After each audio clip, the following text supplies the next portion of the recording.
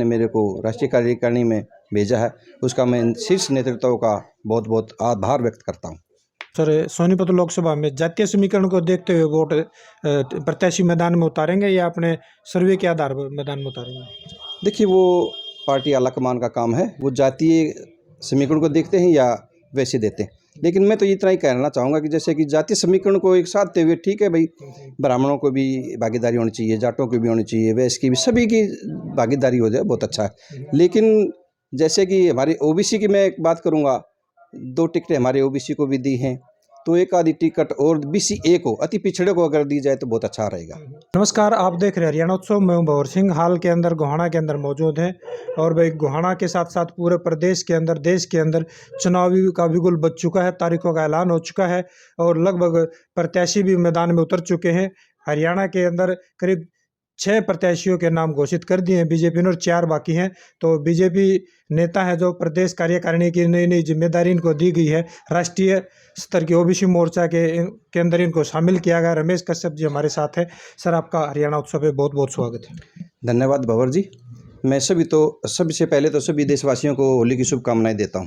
सभी भाईचारे के हिसाब से इस होली के त्यौहार को मनाएं। तो सर, आपको राष्ट्रीय कार्यकारिणी के अंदर शामिल किया गया ओबीसी मोर्चा के अंदर, तो किस तरह से आप संगठन को मजबूत करेंगे सर?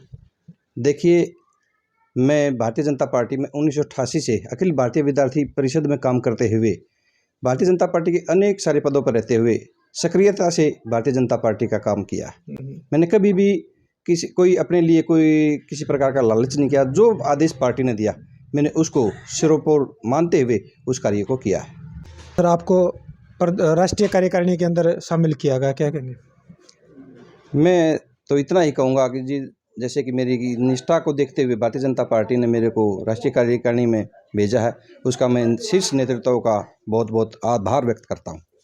तो सर, पार्टी ने बहुत सारे पदों पर रही और अपना निष्ठा से काम किया है भाई, पार्टी जिसकी वजह से आपने को राष्ट्रीय कार्यकारिणी में शामिल कर दिया गया है। तो संगठन को, ओबीसी मोर्चा का जो संगठन है और बीजेपी का जो दूसरा संगठन है, मेन संगठन है, उसको किस तरह से मजबूत करोगे? जैसे कि मेरे को राष्ट्रीय कार्यकारिणी में लिया गया है, उसी हिसाब से मैं पहले भी काम करता रहा हूँ भारतीय जनता पार्टी में, ओबीसी मोर्चा में, और आगे भी तन मन से बिल्कुल जो जिम्मेवारी मेरे को दी है उस पर मैं बिल्कुल तहे दिल से भारतीय जनता पार्टी की सेवा करता रहूँगा और जो आदेश मेरे को मिलेगा मैं उस पर खरा उतरूँगा।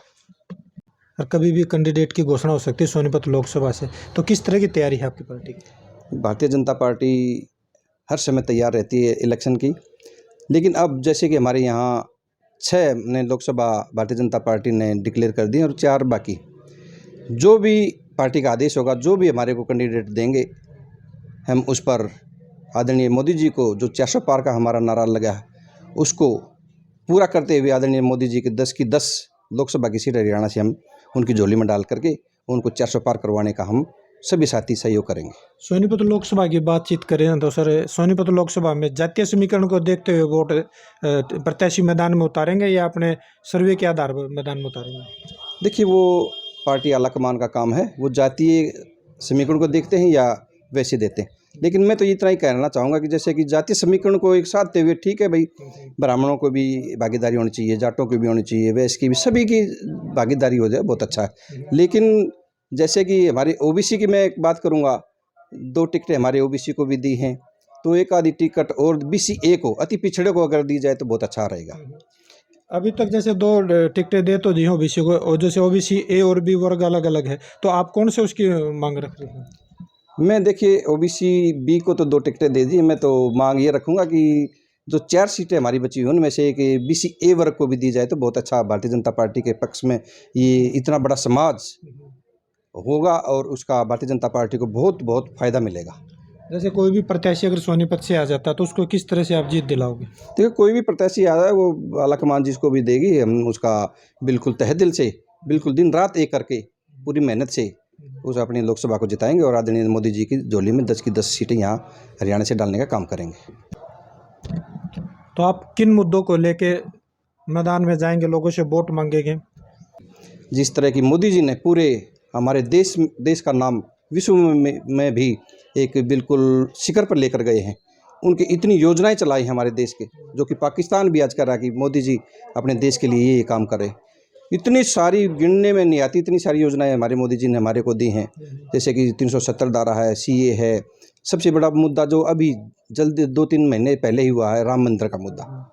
वो एक 500 साल पुराना ही मुद्दा था जो कि मोदी जी ने सुलझाया है। इसी तरह स्वच्छता अभियान था, मुद्रा बैंकिंग लोन के माध्यम से दुनिया भर के लोगों के, गरीब लोगों के मकान बनाए, गरीब लोगों के टॉयलेट बनाई, उज्ज्वला गैस, दुनिया भर की जो स्कीमें हमारे मोदी जी ने दी वो आज तक किसी की सरकार ने नहीं दी। ऐसे ही हमारे हरियाणा में जो हमारे पूर्व मुख्यमंत्री रहे माननीय मनोहर लाल जी, उन्होंने भी एक नो खर्ची के हिसाब से जो हरियाणा में एक मिसाल पेश की है, उसके हिसाब से भी पूरी जनता भारतीय जनता पार्टी की दीवानी हो चुकी है। और आदरणीय जो फिलहाल हमारे मुख्यमंत्री नायब सैनी जी मिले हैं, उनके नेतृत्व में हम फिर 10 की 10 लोकसभा सीट जीत करके आदरणीय मोदी जी की झोली में डालने का काम करेंगे। तो ये थे डॉक्टर रमेश कश्यप। डॉक्टर रमेश कश्यप को राष्ट्रीय कार्यकारिणी ओबीसी मोर्चा के अंदर सदस्य बनाया गया है। तो इन्होंने बताया कि पार्टी किस तरह से चुनाव मोड में है और किस तरह से ये काम करेंगे, और जो भी प्रत्याशी होगा कमल का फूल लेके आएगा उसके लिए ये काम करेंगे। इस तरह की अपडेट जानने के लिए जुड़े रहिए हरियाणा उत्सव के साथ। नमस्कार।